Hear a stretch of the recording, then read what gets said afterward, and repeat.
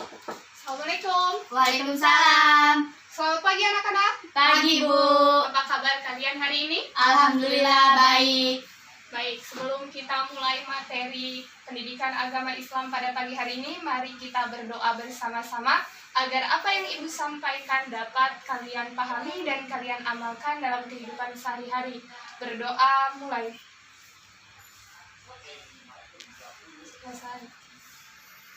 Sebelum Ibu melanjutkan pada materi pembelajaran, Ibu akan cek kehadiran kalian terlebih dahulu agar Ibu tahu nih siapa di kelas ini yang hadir dan yang tidak hadir.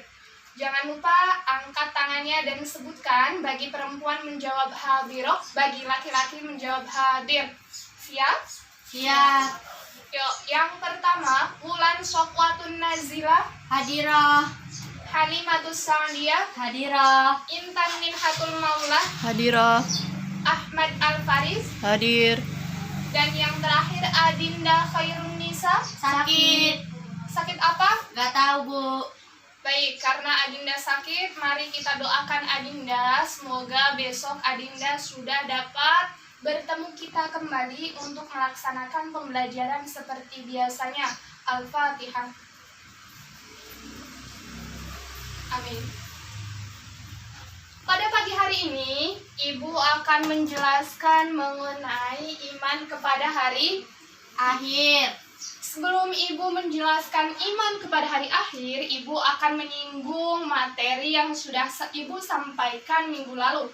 Minggu lalu kita belajar tentang rukun Iman. Rukun iman ada berapa? 6. Yuk sebutkan satu-satu. 1, iman kepada Allah. 2, iman kepada Para malaikat. 3, iman kepada Kitab-kitab. 4, iman kepada Nabi dan Rasul. 5, iman kepada Hari akhir. dan yang terakhir iman kepada. Kode dan kodar. Jadi, iman kepada hari akhir termasuk dalam rukun iman yang ke 5. Baik, ketika Ibu menjelaskan materi tentang iman kepada hari akhir, semoga setelah Ibu menjelaskan dengan rinci, anak-anak dapat mengetahui apa yang dimaksud dengan iman kepada hari akhir. Anak-anak bisa membedakan mana itu kiamat kubro dengan kiamat sugro. Anak-anak dapat memahami dan menghafalkan dari dalil-dalil iman kepada hari akhir, dan yang terpenting Ibu harap semoga apa yang Ibu sampaikan ini dapat diterapkan oleh anak-anak terkhusus dalam penerapan hikmah kepada hari akhir. Yuk, kita masuk pada materi yang pertama, pengertian iman kepada hari akhir. Sebelum kita membahas apa itu iman kepada hari akhir, perhatikan 3 gambar berikut. Yang pertama ini gambar apa? Gunung meletus. Gunung meletus tapi ada apinya ya. Baik, yang kedua ini iman. Yang kedua ini gambar apa? Gempa bumi. Dan yang terakhir gambar? Manusia yang meninggal dibangkitkan kembali. Oke, yang pertama ini gunung meletus, Bu, tapi ada apinya. Yang kedua ini gempa bumi, dan yang terakhir orang meninggal dibangkitkan lagi. Dari ketiga gambar ini, kita dapat menyimpulkan bahwa suatu saat nanti dunia akan mengalami kehancuran. Gunung-gunung yang tadinya kokoh akan hancur. Jalan-jalan yang tadinya mulus akan putus-putus, akan patah-patah. Dan yang terakhir, orang-orang yang sudah meninggal sudah santai lah istilahnya, sudah ada di alam kubur, sudah tenang, kemudian dibangkitkan lagi untuk dimintai pertanggungjawaban. Oleh sebab itu, apa sih hari akhir itu? Hari akhir biasa dikenal juga dengan sebutan hari kiamat atau yaumul kiamat, di mana suatu saat nanti seluruh alam semesta, makhluk hidup yang akan ada di bumi ini akan mengalami kehancuran. Oleh sebab itu, setelah mengalami kehancuran, orang-orang yang sudah meninggal akan dibangkitkan kembali untuk dimintai pertanggungjawaban. Nah, Ibu tadi menjelaskan hari akhir disebut juga dengan yaumul kiamah atau hari kiamat. Sekarang, Ibu tanya kepada anak-anak, di sini ada apa lagi yang pertama? Yaumul Mahsyar. Yaumul Mahsyar. Betul, Yaumul Mahsyar itu nama lain dari hari kiamat. Kenapa Bu disebut Yaumul Mahsyar? Nah, ketika orang-orang yang sudah meninggal dibangkitkan lagi dari kuburnya, Kemudian mereka akan dikumpulkan dalam suatu padang yang sangat luas dan itu disebut dengan padang mahsyar. Oleh sebab itu, yaumul kiamah disebut juga dengan yaumul mahsyar. Kemudian yang kedua ini ada apa? Yaumul Hisab. Yaumul hisab, betul sekali. Hari kiamat juga disebut dengan yaumul hisab.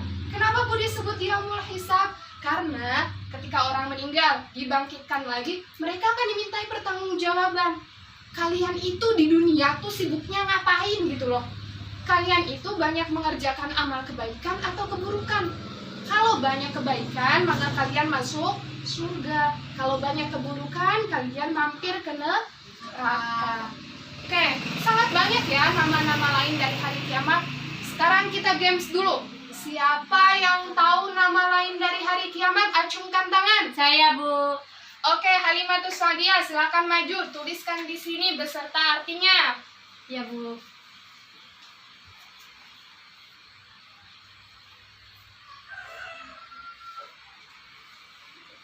Yuk, yang lain bisa dicari apa nih nama lain dari hari kiamat? Sangat banyak ya, nanti kalian harus dihafalkan nama-namanya. Setelah Halimatus Sa'diyah, siapa lagi yang ingin mencoba maju? Bulan, Bu. Yo Wulan, silahkan maju ke depan. Silahkan ditulis beserta artinya ya, supaya teman-teman yang lain dapat mengetahui.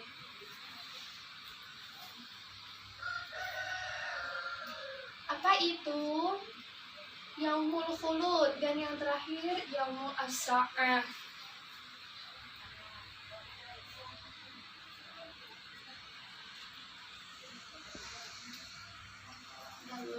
Oke, cukup. Ini nama-nama lain dari hari kiamat.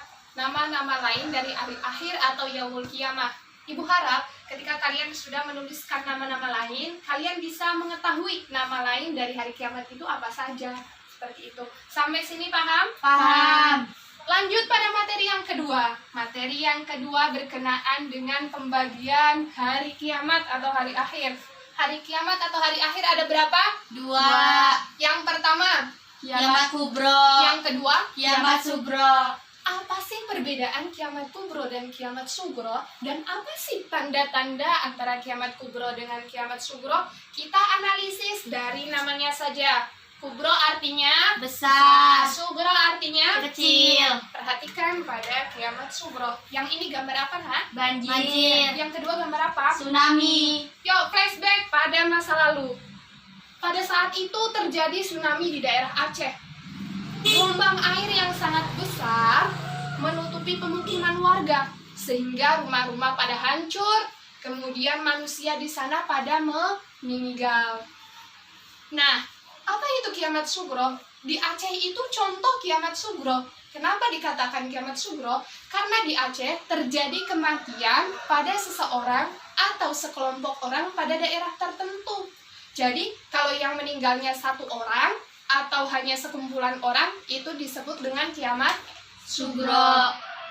Kita suka mendengar nih, telah meninggal dunia, bapak siapa, ibu siapa. Nah, itu sedang terjadi kiamat sugro. Nah, sekarang kita kiamat kubro. Kalau kiamat kubro ini kiamat yang besar. Artinya, seluruh jagat raya, seluruh alam semesta akan hancur. Tidak ada kehidupan lagi. Tanda-tandanya yang pertama ini munculnya asap. Asap ini kita bisa sebut dengan nama lain dukhon ataupun kabut. Asap akan keluar selama 40 hari. Ketika keluar asap, orang-orang yang hidup pada masa itu akan mengalami kesengsaraan. Kemudian yang kedua ini apa? Munculnya Dajjal. Munculnya Dajjal. Anak-anak tahu apa itu Dajjal? Tahu tidak? Tidak. Tidak. Oke, Dajjal itu memiliki beberapa ciri fisik. Jadi, Dajjal itu makhluk yang fisiknya jelek. Dia itu kakinya bengkok. Kemudian matanya itu cacat. Rambutnya itu ikal dan lebat atau gimbal. Kemudian di keningnya itu bertuliskan kafaro atau kafir. Itu yang disebut dengan Dajjal. Dajjal turun, dia akan membawa fitnah. Fitnahnya itu sangat dahsyat, yang memang tidak ada bandingan dengan fitnah yang lainnya. Kemudian ciri yang ketiga apa ini? Munculnya binatang melata di bumi. Munculnya binatang melata. Nah, binatang melata ini bisa disebut juga dengan monster. Kenapa dikatakan monster? Karena binatang melata ini wujudnya tidak menentu seperti binatang yang kita lihat kucing. Kemudian kita melihat kambing, tidak seperti itu. Wujudnya itu matanya seperti mata babi. Kemudian telinganya seperti telinga gajah. Mukanya seperti muka kerbau. Itu monster bukan? Rupa-rupa dari binatang dijadikan satu pada makhluk yang disebut dengan binatang melata. Binatang melata ini akan turun di dekat gunung Sofa yang ada di Mekah. Kemudian yang keempat, ini apa? Terbitnya matahari dari sebelah barat. Oke, tadi pagi matahari terbit dari mana? Timur. Timur berarti belum kiamat kan? Belum. Oke, matahari terbit dari timur dan terbenam di Barat. Nah, kalau kebalikannya, matahari terbit dari sana, itu tanda-tanda dari kiamat Kubra. Oleh sebab itu, anak-anak, kalau selagi matahari terbitnya ada di timur, yo banyak-banyak tobat, mendekatkan diri kepada Allah. Yang kelima, ini apa? Keluarnya Ya'juj dan Ma'juj. Nah, Ya'juj dan Ma'juj ini merupakan dua pasukan. Mereka itu akan menyerang pasukan Isa yang ada di Bukit Tursina. Kemudian yang ke berapa? 6, ini akan turun Nabi Isa. Nabi Isa ngapain bu turun lagi? Nabi Isa akan membunuh Dajjal dan menyebarkan agama Rasulullah. Dan yang terakhir akan terjadi 3 gerhana.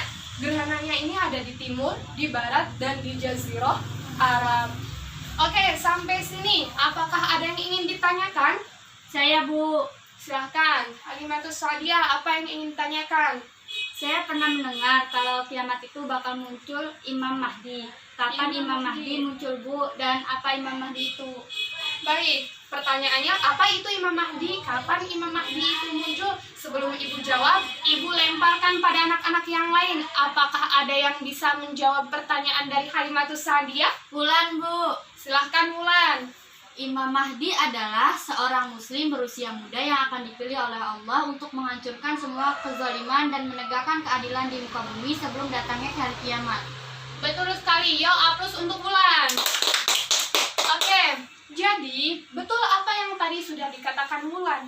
Kalau Imam Mahdi itu akan muncul ke bumi sebelum datangnya hari kiamat. Imam Mahdi ini sama seperti kepemimpinan, khulafah, atau kekhalifahan, masa kekhalifahan yang berlangsung selama 7 hari.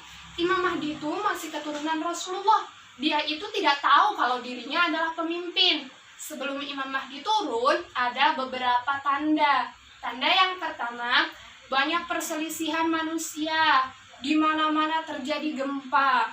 Kemudian yang kedua, adanya pasukan yang menyerang Baitullah. Salah satu pasukannya itu hilang di telan bumi. Kemudian yang ketiga, terjadi pembaiatan di Ka'bah di dekat makam Ibrahim. Dan yang keempat, akan ada pasukan yang datang dari Syam, dia datang ke Baitullah untuk mengejar seorang pemuda yang memang dijaga oleh Allah. Ketika tanda-tanda tadi sudah muncul, maka akan muncul Imam Mahdi sebelum datangnya hari kiamat. Sampai sini paham? Paham. Baik. Materi berikutnya, yuk kita mengaji sebentar. Ini merupakan dalil dari iman kepada hari akhir. Ini merupakan Quran Surah Al-Qari'an ayat 1 hingga ayat 5. Yuk kita baca bareng-bareng dulu.